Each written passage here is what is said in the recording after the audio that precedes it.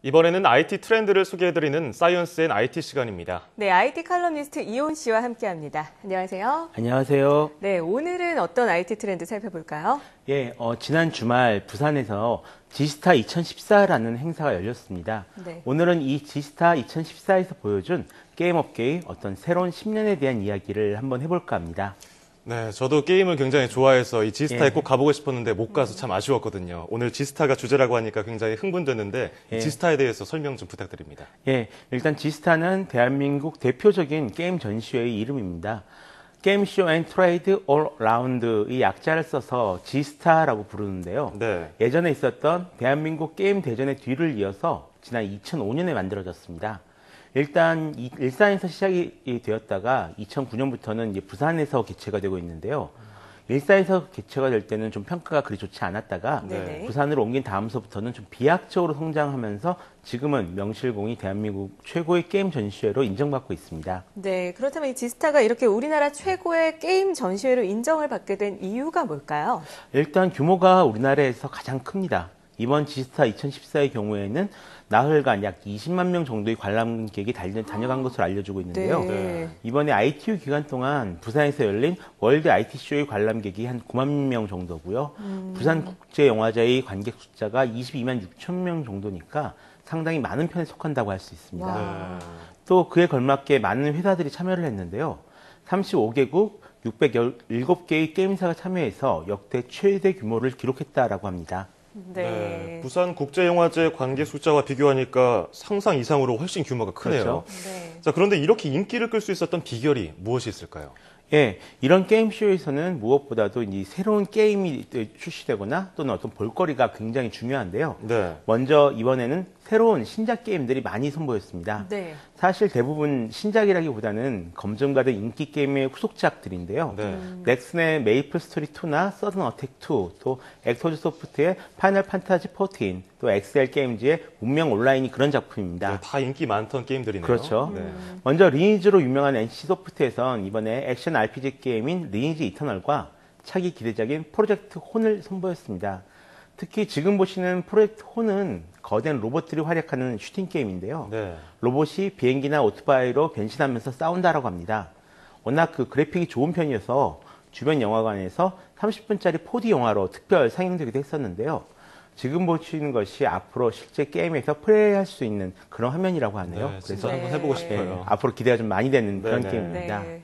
다음으로 리니지 이터널이라고 있는데요. 이 게임은 2011년에 발표된 신작 온라인 게임입니다.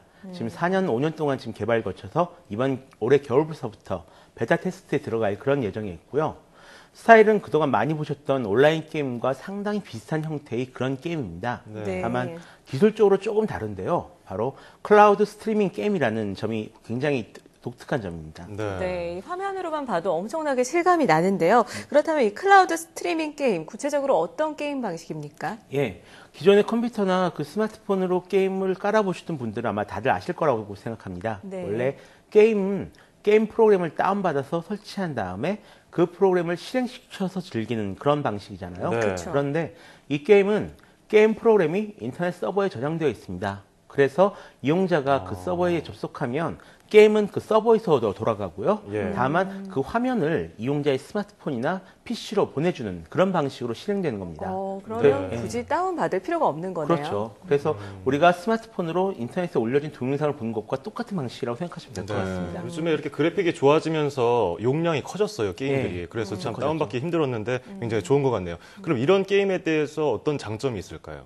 예, 아무래도 일단 게임이란 게 원래 그 최고 사양 컴퓨터를 사용해야 잘 돌아간다. 그렇게 생각하시는 분들이 많이 계실 겁니다. 맞습니다. 네네. 컴퓨터를 좀 업그레이드 하시는 분들 같은 경우에도 그 업그레이드 목적이 대부분 게임을 잘하기 위해서인 경우도 맞습니다. 굉장히 많고요. 네네. 그런데 이렇게 클라우드 스트리밍을 통해서 게임을 하게 되면 자신이 가지고 있는 컴퓨터 사양과 관계없이 게임을 즐길 수가 있습니다. 거기에다가 스마트폰이나 태블릿 PC에서도 컴퓨터로 게임을 하는 것과 똑같은 경험을 즐길 수가 있게 되는 거죠. 네.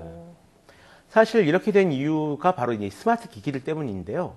게임 업계의 트렌드가 기존의 PC용 온라인 게임에서 모바일 게임으로 넘어가고 있는 것은 이미 명백합니다. 네. 애니팡을 비롯해서 다양한 스마트폰용 게임이 사회적 이슈로 부각된 것도 굉장히 오래된 일이고요. 그런데 아직 이 스마트폰에서 즐기는 게임들이 어떤 수준이 한 단계 높아지지 못하고 있습니다. 네. 아직은 모바일 게임에서만 즐길 수 있는 어떤 즐거움을 발견하지 못한 그런 상태인데요. 그래서 국내 개발사들도 모바일 게임 시장에 적응하기 위해서 이렇게 뭐 클라우드 스트리밍 같은 다양한 시도를 하고 있는 중이라고 보시면 될 것 같습니다. 네, 사실 그동안 게임 업계가 여러 가지로 따가운 눈총을 받아왔던 게 그렇죠. 사실인데요. 그렇다면 규모가 사실 생각보다 큰 것으로 알려져 있는데 실제 규모는 어느 정도입니까? 생각하신 것보다 훨씬 클 겁니다. 그 2012년을 기준으로 할 때 우리나라는 약 그 10조 원 정도의 게임 시장 규모를 가지고 있는데요. 네. 세계에서 한 5위, 6위 되는 그런 수준입니다. 네. 국내 전체 콘텐츠 산업 규모가 약 65조 원 정도이고요. 다음에 영화 시장 같은 경우에 비하면은 한 3배 정도 됩니다. 영화 시장의 예. 3배요. 특히 이제 수출 같은 경우도 굉장히 활발한 편인데요. 2012년에는 약 26억 4천만 달러어치의 게임을 수출했습니다. 네. 문화 콘텐츠 분야에서는 국내에서 독보적인 1위이고요. K-팝이나 한국 드라마에 비해서 한 11배가 많은 그런 수준입니다. 이번 지스타 2014에서도 약 2억 달러 정도의 수출 계약이 성사된 것으로 여겨지고 있고요. 네, 정말 생각보다 꽤 큰 규모네요. 네. 제가 알기로는 게임이 그 캐릭터나 시나리오 등 또 캐릭터 인형으로 예. 만들어서 파는 것처럼 부가적인 그 창출되는 그런 수입이 많아서 이렇게 규모가 커진 걸로 알고 있는데 혹시 이런 게임 수출도 이루어집니까? 예, 그렇습니다. 사실 한국이 뭐 세계 시장 5위, 6위라고는 해도 뭐 엄청나게 큰 그런 시장은 아니거든요. 네. 그래서 굉장히 많은 게임 업체들이 실제로는 전 세계를 대상으로 뛰고 있습니다. 미국과 일본이 이제 가장 큰 시장인데요. 여기가 한 40% 정도를 먹는 시장이거든요. 하지만 여기는 워낙 현지 업체들이 많아서 좀 수출하기가 쉽진 않고요. 네. 주로 중국 시장이 주 타겟입니다. 이런 해외 업체들과의 미팅이 이루어지는 것이 바로 지스타의 B2B 부스인데요.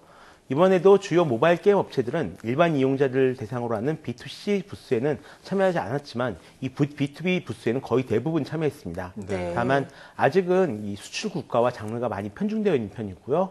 다음에 수출도 모바일 게임이 아니라 주로 온라인 게임 위주로 이루어진 편이라 조금 아쉬운 점이 있습니다. 네. 네, 사실 부산시에서는 게임 산업 활성화를 반대하는 어떤 규제도 반대한다 이런 입장을 밝혔다고요. 그렇습니다. 실은 그 지스타가 개최되기 전에 가장 논란이 됐던 부분들이 바로 이 게임 규제였거든요. 특히 지금 부산시장으로 계신 분 같은 경우에는 국회의원 시절에 게임에 대해서 매우 부정적인 입장을 밝히셨던 분이라 많은 논란이 있었는데요. 네네. 다행히 좀 잘 마무리가 되는 셈이죠. 하지만 게임 제작사들 입장에선 이런 정치인들의 한마디 한마디에 매우 민감하게 반응할 수밖에 없다는 것을 좀 정치하는 분들이 알아주셨으면 좋겠습니다. 네네. 실제로 이번 지스타 2014에서도 독일과 영국 대사관에서 이 간담회를 열었는데요. 네. 이 간담회에서 나온 내용이 자기네 나라로 이 회사를 이전하거나 아니면 지사를 마련했을 경우에는 이런 혜택들을 주겠다 이런 내용들이었습니다. 이런 나라가 좀 한둘이 아닌데요. 오스트리아, 폴란드, 룩셈부르크 같은 경우에도 이번 지스타에 따로 부스를 마련했을 정도입니다.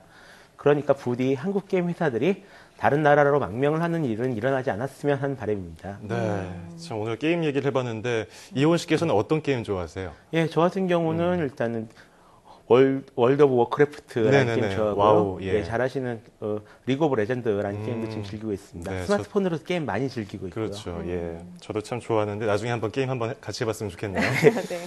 네, 게임 업체가 우리나라의 수출 효자 산업으로 자리 잡은 만큼 지속해서 발전할 수 있는 환경이 조성됐으면 좋겠습니다. 지금까지 IT 칼럼니스트 이호은 씨와 함께 지스타 2014와 국내 게임 업계의 전망에 대해 알아봤습니다. 고맙습니다. 고맙습니다.